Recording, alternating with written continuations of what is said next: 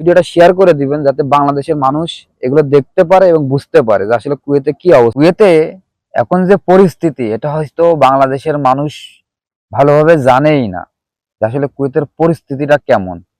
হয়তোবা যারা বাংলাদেশে থাকে তারা মনে করে যে সেখানে দিনার আর দিনার, দিনার ছাড়া কোনো কিছুই নাই। এটা হয়তো বা বাংলাদেশের মানুষ মনে করে, কিন্তু একটা সত্য কথা কি জানেন যে কুয়েতে এখন এমন একটা অবস্থা, যারা মালিকানায় আছে তাদের তো একটা বেতন ফিক্সড আছে, তারা এক ধরনের চলতে পারছে বা তাদের আউট কোনো কর্ম লাগছে না। কিন্তু দেখেন যারা কোম্পানিতে আছে, একমাত্র কোম্পানিতে বা ফ্রি ভিসায় যারা আছে এদেরই আছে মেন সমস্যা। কেন সমস্যা আমি বলি যে আপনার যারা কোম্পানিতে আছে দেখেন অল্প কিছু বেতন পায়, আবার বাইরে কোনো কাজ নাই, বাইরে এখন মোটেই কাজ নাই। যারা ফ্রি ভিসায় আছে প্রথম সমস্যা হলো তাদের কাগজপাতি। এখন কেউ কাগজপাতি করে দিতে চাচ্ছে না টাকা নিয়ে। কর্ম নাই, কর্ম ব্যবস্থা খুবই কম হয়ে গেছে, মানে লোক সংখ্যা এত হয়ে গেছে যে কাজই নাই। প্রথম কথা, ঠিক আছে, মানে পর্যায়ক্রমে যারা ফ্রি ভিসায় আছে তাদের টিকে থাকাটাই কষ্ট হয়ে যাচ্ছে, বা কোম্পানিতে যারা আছে যে স্যালারি পাচ্ছে খাওয়া দাওয়া করে টোটালি শেষ হয়ে যাচ্ছে। আর যারা মালিকানায় আছে তারা তো এক ধরনের ফিক্সড বেতন হয়ে যাচ্ছে, তাদের ঘর ভাড়া লাগছে না, থাকার জায়গা লাগছে না। এমনকি অনেক বাসায় আছে যারা মালিকানা তাদের খাওয়ার টাকাও লাগে না।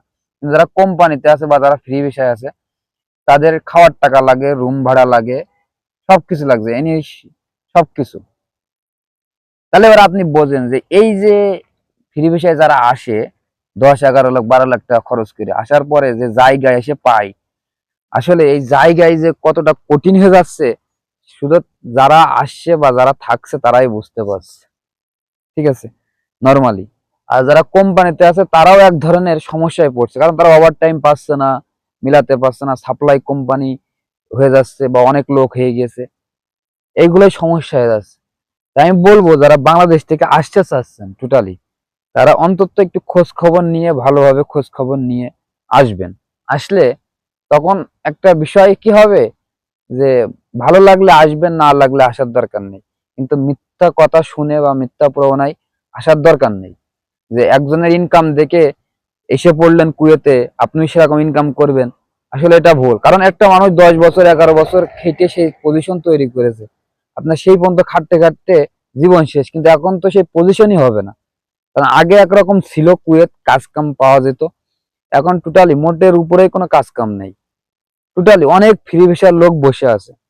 প্রথম কথা তারা কাগজপাতি মেয়াদও চলে যাচ্ছে, টাকা দিয়ে কাগজপাতি লাগাতে হবে, সেটার এক ধরনের চিন্তা, সংসার চালাতে হবে সেটা এক ধরনের চিন্তা, সবকিছু মিলেই চিন্তা। এবং কোম্পানিতে যারা আছে তারা অল্প টাকার বেতন, ফ্যামিলি চালাতে গেলে সে নিজে চলতে পারছে না, এখানে নিজে চলতে গেলে ফ্যামিলি চলতে পারছে না, আবার দিনা হয়ে গেছে দিনা শোধ করতে পারছে না, মানে কোনো ইনকাম সোর্সই এখন নাই, ঠিক আছে, মানে এমন একটা অবস্থা। তো সবাই ভালো থাকবেন, সুস্থ থাকবেন এবং ভিডিওটা শেয়ার করে দিবেন যাতে বাংলাদেশের মানুষ এগুলো দেখতে পারে এবং বুঝতে পারে যে আসলে কুয়েতে কি অবস্থা।